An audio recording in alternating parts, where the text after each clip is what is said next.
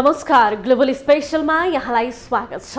दर्शकवृन्द, global special खोजमूलक समाचार सामग्रीहरूको special package हो।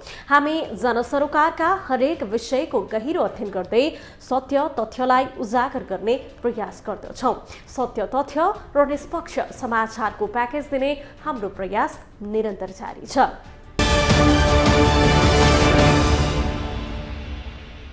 दर्शकवृन्द, शुक्रबार हुने स्थानीय निर्वाचनका लागि मंगलबार राति 12 बजेबाट मौन अवधि सुरु भएको छ।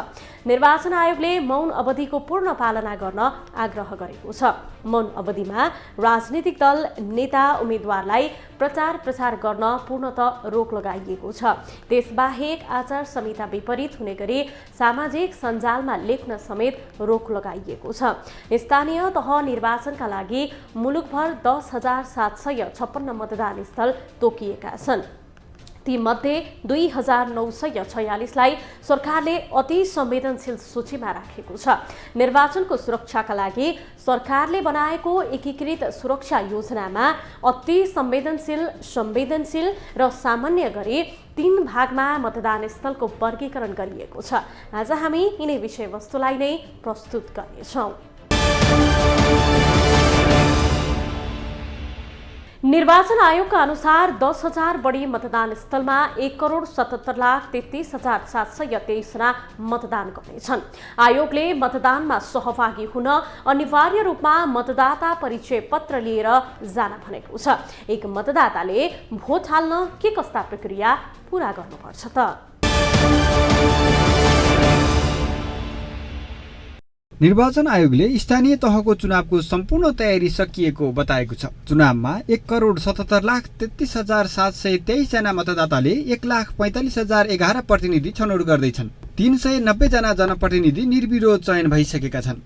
चुनावका लागि 1,09,088 कर्मचारी खटिएका छन्। यस्तै 65,865 जना स्वयंसेवक र 5,000 पर्यवेक्षकहरू खटिएका छन्।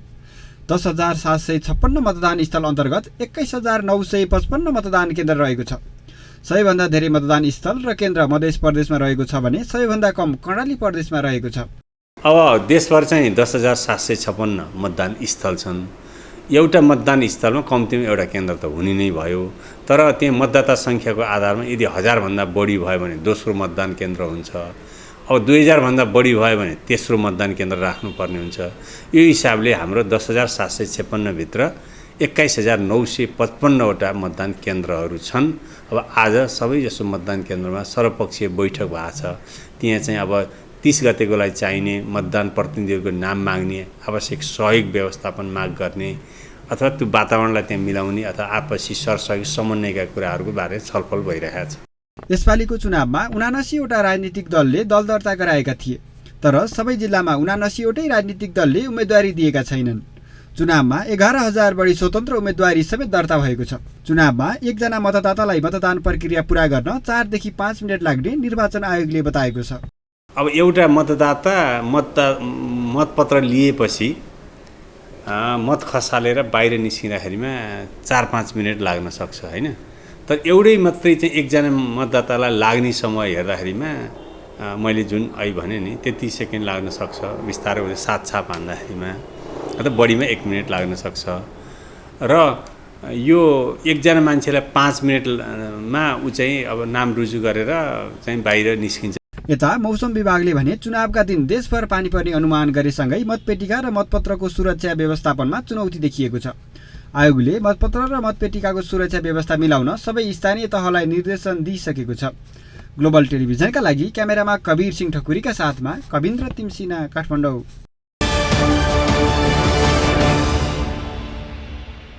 यही वैशाख 30 गते हुने स्थानीय तहको निर्वाचनमा भोट हाल्न गाउँ फर्किनेहरूको लर्को बढेको छ। काठमाडौँबाट मतदानका लागि घर फर्कनेहरू बढेसँगै काठमाडौँको सडकमा सवारीको चापमा कमी आएको छ। विशेष गरी काठमाडौँबाट छिमेकी जिल्लाहरूमा जाने मानिसहरू धमाधम गाउँ फर्किन थालेका छन्। मंगलबार राति 12 बजेसम्म 59,061 जना गाउँ फर्किएको महानगरीय ट्राफिक प्रहरी महाशाखाले जनाएको छ। यस्तै स्थानीय तहको निर्वाचनका लागि काठमाडौँ छोड्नेको स्थलगतसँगै हवाई उडानमा पनि चाप परेको छ। शुक्रबार हुने निर्वाचनका लागि घर फर्कनेहरूको चाप बढेपछि आन्तरिक हवाई उडान 40%ले बढेको नेपाल वायु सेवा सञ्चालक सङ्घले जनाएको हो। यात्रुको चाप बढेसँगै केही कम्पनीले उडान सञ्चालनको समय पनि थप गरेका छन्।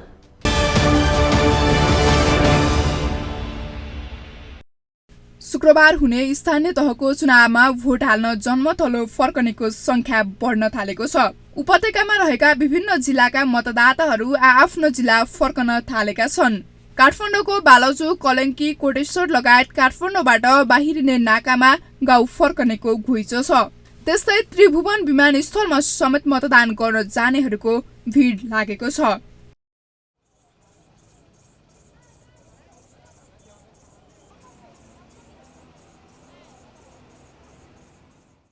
पाँच वर्षपछि हुन लागेको स्थानीय चुनावका लागि मतदाताहरू मतदान गर्न उत्साहित समेत देखिन्छन्। तर आफैले मत दिएर जितेका जनप्रतिनिधिहरू कोरोनाको महामारीमा साथ नदिएका कारण भने मत दिन फर्किन लागेकाहरू केही आक्रोशित देखिन्छन्। भोट हाल्न जाने होइन, जान त जान खोजे हो, जुन अहिलेको अवस्थामा गाडी पाइया छैन, कुन तरिकाले जाने हो? भोट पनि नहाल्ने हो, घर पनि। भोट किन हाल्नु, कसको लागि हाल्नु भोट? जबकि आजभन्दा 2-4 वर्ष अगाडि त्यत्रो लकडाउन भयो, जनता सडकमा नाङ्गो खुट्टा हिँडे, भोकभोकै हिँडे, पानी भिजेर हिँडे, त्यतिखेर नेताहरू कहाँ गएका थिए? ती नेताहरू अहिले आउनु पर्यो नि त यहाँनिर। उनीहरूलाई जुन भोट चाहिन्छ, भोट चाहिने बेला आउनु पर्यो नि त जनतालाई सुरक्षा गर्नको लागि। यदि भोट चाहिन्छ भने जनतालाई अहिले प्रोटेक्सन दिनु पर्यो यहाँनिर। त्यो प्रोटेक्सन कहाँ गयो? भोट मागेर मात्र हुन्छ र? जनताले पनि त शान्ति पाउनु पर्यो। यदि जनताले शान्ति पाउँदैन भोट गरेर के फाइदा हामीले? निर्वाचन आयोगको अनुसार आसन्न चुनावमा 36 लाख नयाँ मतदाता थपिएका छन्। पहिलो पटक मतदान गर्न उत्साहित भए पनि गाउँ फर्किनेलाई गाडी नपाउँदा भने केही निराश देखिएका छन्। जस्तै टिकटमा समेत कालोबजारी भएको उनीहरूको भनाइ छ। म चाहिँ चुनाव विशेषको कारणले भोट हाल्नको लागि जान लागेको काठमाडौँबाट। उत्साहित फर्स्ट टाइम भएको भएर अभियसली आई एम एक्साइटेड होइन। अहिले चाहिँ अब आफ्नो भन्दा पनि राम्रो हेरौँ भनेर जान लागेको यहाँबाट। अहिले चाहिँ म आफ्नै भाडामा गाडी पनि नपाइएर फोन गरेर रोकाएर बल्ल बल्ल यस्तो गाडीमा पाएर जान लाग्यो। यही गाउँपालिकाको चुनावमा हामी जाँदैछौँ। सिट नपाएर, टिकट नपाएर यहाँ बढी बढाउ मूल्यमा टिकट कालोबजारी गरेर बेचिरहेछन्। त्यस्तै पनि लिएर अब गाडी कुरेर बसिरहेछौँ। के भनौँ र, हाम्रो पेसेन्जरको दुःखको कुरा यही छ। सरकारले शुक्रबार सार्वजनिक यातायात तथा आन्तरिक हवाई सेवा समेत बन्द गर्ने निर्णय गरेको छ। बिहिबार सवारी साधन चल्ने भए पनि लामो दूरीमा रहेका स्थानका नागरिक भने बुधबार नै गाउँ फर्केका छन्। सार्वजनिक सवारी साधनको भाडा यथावतै रहेको भए पनि जहाजको भाडा भने महँगो भएको यात्रुको भनाइ छ। भोट हाल्नको लागि प्लेन भाडा आफै तिरेर आएको नि, महँगो छ भाडा। त्यही पनि आफूले सही मान्छेले जितोस् भनेर पैसा खर्च गरेर भोट हाल्न भोट हाल्न राम्रो काम गरौँ, देशको लागि राम्रो गरौँ होइन, रोजगार सिर्जना गरौँ, त्यही कुराहरू। अहिले त महँगो छ, एकदमै चाहिने भन्दा महँगो, एकदम एक्सेस महँगो। कतिपय नागरिक आफ्नै खर्चमा गाउँ फर्केको भए पनि केहीले भने चुनावकै लागि भन्दै मतदाताका लागि गाडीको समेत व्यवस्था गरेका छन्। चुनावका बेला मतदातालाई जिल्ला फर्कन सहयोग गर्नेहरूले चुनाव जितेपछि भने शासक बन्ने प्रवृत्ति देखिने गरेको छ। ग्लोबल टेलिभिजनका लागि क्यामेरामा विजय ठकुराठीका साथमा सुस्मिता बानिया, काठमाडौँ।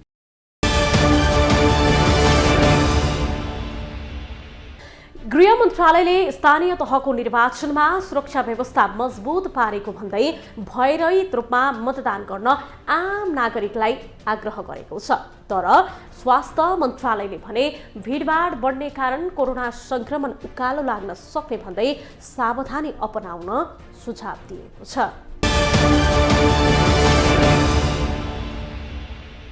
सरकारले आसन्न स्थानीय निर्वाचनका लागि पर्याप्त स्रोत साधन परिचालन गरेको भन्दै भयरहित र संयमित भएर मतदान गर्न आम नागरिकलाई आग्रह गरेको छ। एकीकृत सुरक्षा योजना अन्तर्गत नेपाली सेना, नेपाल प्रहरी, सशस्त्र प्रहरी बल र राष्ट्रिय अनुसन्धान विभागलाई खटाएको सरकारले जनाएको छ। गृह मन्त्रालयका सहसचिव एवं प्रवक्ता फणीन्द्रमणि पोखरेलले एकीकृत सुरक्षा योजना अन्तर्गत सरकारले प्रत्येक जिल्लामा सुरक्षा योजना बनाएर सुरक्षा निकाय परिचालन गरेको दावी गर्छन्। त्यसैले निर्वाचन शान्तिपूर्ण रूपमा सम्पन्न हुने उनको दावी छ। अहिलेको परिस्थिति हेर्दाखेरि हामीले सरकारी स्तरबाट सम्पूर्ण स्रोत साधनहरू निर्वाचनमा परिचालित गरेका छौँ। यसको अर्थ के भने हाम्रा सुरक्षा निकाय नेपाली सेना, नेपाल प्रहरी, सशस्त्र प्रहरी बल र राष्ट्रिय अनुसन्धान विभागलाई हामीले निर्वाचनमा केन्द्रित गरेर सुरक्षा व्यवस्थापन गर्न एउटा हाम्रो राष्ट्रिय स्तरको एउटा नीति पनि बनेको छ, एकीकृत सुरक्षा योजना। त्यसपछि प्रत्येक जिल्लामा पनि सुरक्षा योजना बनेर त्यही सुरक्षा योजना मुताबिक हाम्रो सम्पूर्ण सुरक्षा परिचालित भएको अवस्था छ। स्वास्थ्य तथा जनसङ्ख्या मन्त्रालयले भने कोरोना भाइरस संक्रमण फैलिन सक्ने भन्दै चिन्तित भएको छ।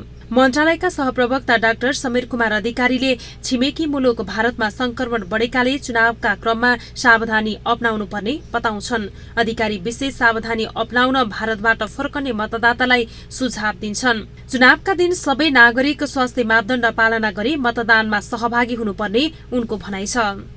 यही क्रममा छिमेकी मुलुक भारतमा विभिन्न सन्दर्भमा गएका व्यापार व्यवसाय अध्ययनका लागि गएका हाम्रा नेपाली दाजुभाइ दिदीबहिनीहरू हुनुहुन्छ जो मतदानमा सहभागी हुनका लागि उहाँहरू आउँदै हुनुहुन्छ।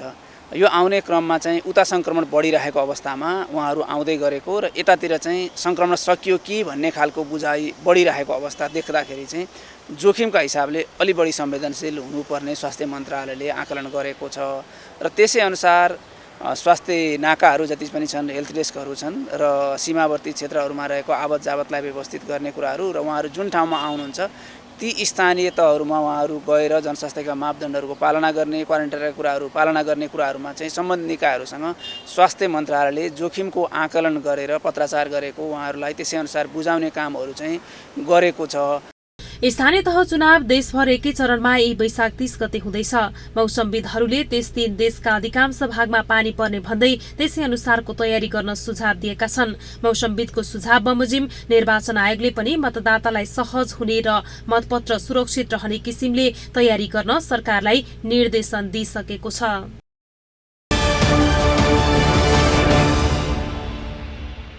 यस अघिका चुनावको अन्तिम परिणाम आउन 1 महिनासम्म लागेका कारण यसपालि नतिजा कहिले आउला भन्ने चासो सुरु भएको छ। स्रोत र साधनको अभाव एकातिर, अर्कोतिर परम्परागत रूपमा हुने मतदानले समेत मत परिणाम ढिलो आउने गरेको छ। चुनावको मतपत्रको आकार समेत ठूलो हुने भएका कारण समेत मत परिणाम आउन ढिला हुने विज्ञहरूको भनाइ छ। यस अघिको चुनावमा मत परिणाम आउन धेरै समय लागेको थियो।